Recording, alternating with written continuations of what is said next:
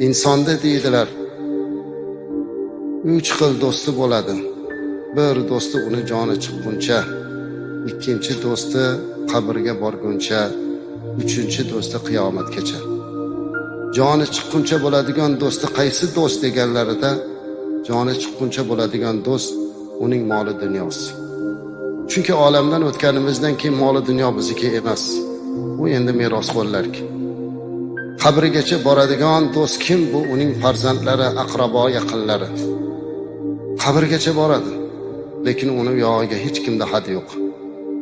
Ming yaxshi ko'rsa ham, jonim fido otam, onam desa ham, oxirgi manzili mana shu qabr, amallar sondig'i. Ammo uchinchi do'st bor. Bu do'st qiyomatgacha birga turadigan do'st. Bu uning qilgan solih amallaridir. Ana shu amal xolis bo'lishligi, Alloh